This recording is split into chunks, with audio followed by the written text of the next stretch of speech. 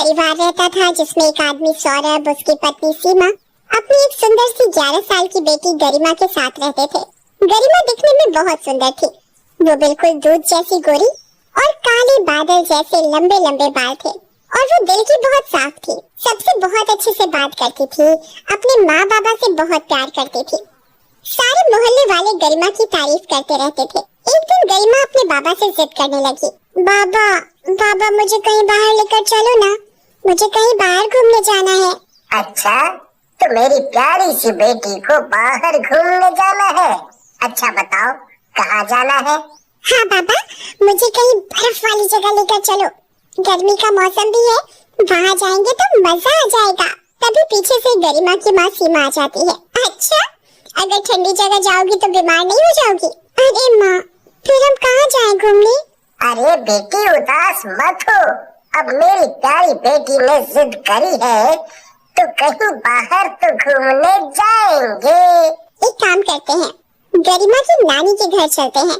नानी से मिले तो ना जाने कितने साल हो गए। नानी भी गरिमा को देखकर बहुत खुश हो जाएंगी। हाँ माँ, सही कह रही हो, हम सब नानी के घर ही चलते हैं। फिर वो सब गाड़ी से नानी के घर चलने के लिए रवाना हो जाते हैं। गाड़ी चलाते चलाते रात हो जाती है और सौरभ बहुत थक जाता है। गरिमा अपनी माँ के साथ पीछे वाली सीट पर सो जाती है। तभी गाड़ी का संतुलन बिगड़ जाता है और उन सबका एक्सीडेंट हो जाता है और सब बेहोश हो जाते हैं। कुछ लोग उन सभी को हॉस्पिटल में भर्ती करा देते हैं। तभी सौरभ और गरिमा तो ठीक हो जाते हैं, पर सीमा की हालत बहुत बिगड़ जाती है। सौरभ और गरिमा बहुत घबरा जाते हैं। बाबा बाबा, मुझे बहुत डर लग रहा है, माँ ठीक तो हो जाएगी ना? हाँ बेटा, तुम चिंता मत करो, तुम्हारी माँ ठीक हो जाएगी। तभी डॉक्टर आता है। सौरभ भाई साहब, जरा आना हमारे साथ। सौरभ गरिमा को वेटिंग रूम में बिठाकर डॉक्टर के साथ अकेले में बात करने चला जाता है। माफ कीजिएगा सौरभ भाई साहब, हम आपकी पत्नी को बचा नहीं सके। क्या? ये क्या कह रहे हैं आप? अब क्या होगा? इतना कहकर डॉक्टर अपने ऑफिस में चला जाता है और सौरभ के पास गरिमा को सब कुछ बताने के अलावा कोई रास्ता नहीं बचा था। बेटी गरिमा, अब तुम्हारी माँ नहीं रही।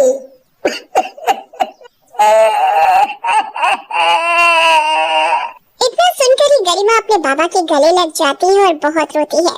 फिर सौरभ और गरिमा सीमा का अंतिम संस्कार करके नानी के घर चले जाते हैं। सौरभ गरिमा की नानी को सब कुछ बता देता है। अब तो भगवान ही जाने आगे क्या होगा। एक तो 11 साल की बेटी, ना जाने अब कौन संभालेगा इसे। हाँ सासू माँ, मुझे भी अपनी कोई फिक्र नहीं। मुझे तो बस गरिमा की चिंता खाए जा रही है। मैं काम करने जाऊंगा या गरिमा की देखभाल करूंगा।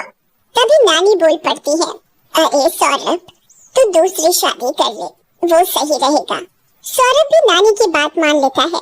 आखिर इसके अलावा और कोई रास्ता भी तो नहीं था। फिर सौरभ के लिए एक विधवा औरत माधवी का रिश्ता आता है। उसकी एक बेटी भी होती है, वैशाली। वैशाली 15 साल की थी। जब रिश्ता मिलवाने के लिए सौरभ और माधवी घर बुलाते हैं तो गरिमा को पहली नजर में देखकर ही माधवी के मन में उसके लिए ममता भर जाती है। पर जब वैशाली गरिमा को देखती है तो वो उससे जलने लगती है, क्योंकि वो उससे बहुत सुंदर थी। सौरभ और माधवी का रिश्ता पक्का हो जाता है और फिर माधवी वैशाली को लेकर सौरभ के घर चली जाती है। हर रोज माधवी गरिमा को बिल्कुल अपनी बेटी की तरह प्यार करती थी और वैशाली इस चीज से भी बहुत जलने लगी। इसलिए वैशाली गरिमा से बिल्कुल अच्छे से बात नहीं करती थी। पर गरिमा कभी भी बुरा नहीं मानती थी। उसे विश्वास था कि वो दोनों कभी न कभी तो प्यार से रहेंगे। जब गरिमा और वैशाली दोनों मिलकर स्कूल जाते थे तब भी सारे बच्चे उन दोनों की बराबरी करने लगते कि गरिमा तो वैशाली से ज्यादा सुंदर है, ये तो उसकी बहन लगती ही नहीं। ये बातें सुनकर वैशाली बहुत गुस्से में आ जाती है। ये मेरी बदकिस्मती है जो मुझे तुम जैसी बहन मिली। गरिमा बहुत उदास हो जाती है और ये बात किसी को नहीं बताती। एक दिन वैशाली जब गरिमा को सोता हुआ देखती है तो वो कैंची लेकर गरिमा के पास जाती है और उसके सारे बाल काट देती है। जब गरिमा उठती है तो देखती है कि उसके सारे कटे हुए बाल बिखरे हुए होते हैं। मेरे बाल, ये कैसे हुआ? मैंने काटे तेरे बाल। बड़ा घमंड था ना तुझे अपने बालों पर। ले, अब तेरा घमंड चूर चूर हो गया। पीछे से माधवी सब सुन लेती है और वैशाली को बहुत डांटती है, पर इस बात का गरिमा को बिल्कुल भी बुरा नहीं लगता।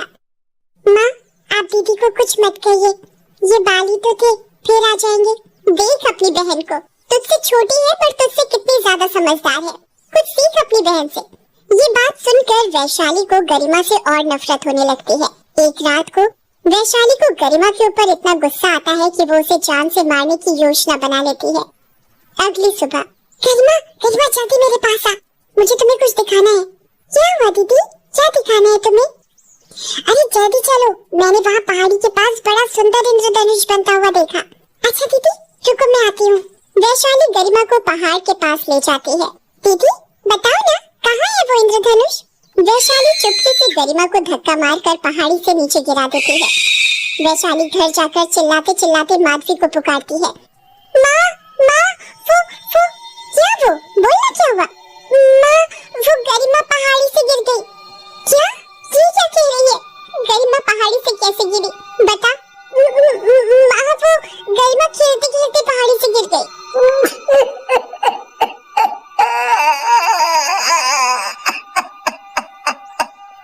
ये क्या बोल रही हो तुम वैशाली? मेरी बच्ची, मेरी बच्ची! सौरभ पहाड़ी की ओर भागता है और वहाँ जोर जोर से गरिमा गरिमा चिल्लाने लगता है और बहुत रोता है। तभी गरिमा मरने के बाद भूतनी बनकर छिपकर ये सब देख रही होती है और बाबा को रोते हुए देखकर वो भी रो जाती है। पर गरिमा अभी भी वैशाली से अपनी बहन जैसा प्यार करती है। वो जानती है कि ये सब वैशाली की जलन की वजह से हुआ है। वहाँ दूसरी ओर वैशाली सबको रोते हुए तो दिखाती है पर अंदर से वो बहुत खुश होती है।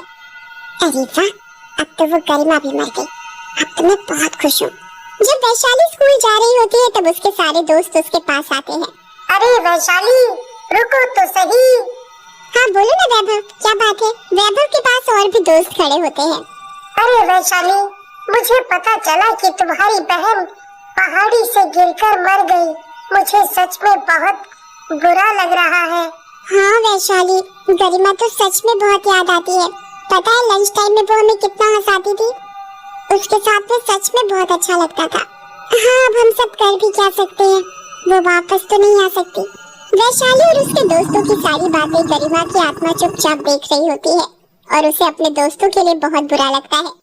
फिर वैशाली वहाँ से चली जाती है। वैशाली को अपने दोस्तों की बात सुनकर थोड़ा बुरा लगता है, उसे गरिमा की कमी थोड़ी खलने लगती है। जब वैशाली स्कूल से घर वापस आती है तो देखती है कि घर बहुत सुना सुना लग रहा है और उसकी माधवी भी बहुत उदास है गरिमा के जाने से। अरे वैशाली तुम आ गई, जल्दी से हाथ मुंह धो लो फिर खाना खाने आ जाना। वैशाली को फिर से थोड़ा सा गरिमा के लिए बुरा लगता है। फिर वैशाली खाना खाकर सोने चली जाती है। उसके दिमाग में वही लम्हा घूम रहा होता है जब उसने गरिमा को पहाड़ी से धक्का दिया था। इस बात को सोचकर वैशाली सो नहीं पा रही थी और वो उठ गई। वैशाली अपनी माँ के पास गई। माँ मैं अपनी दोस्त के घर स्कूल का काम करने जा रही हूँ।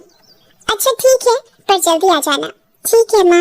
इतना कहकर वैशाली घर से निकल जाती है। तभी उसका मन उस पहाड़ी के पास जाने का करता है जहाँ से उसने गरिमा को धक्का दिया था और वो उस पहाड़ी की तरफ जाने लगती है। गरिमा की आत्मा भी वैशाली का पीछा करने लगती है।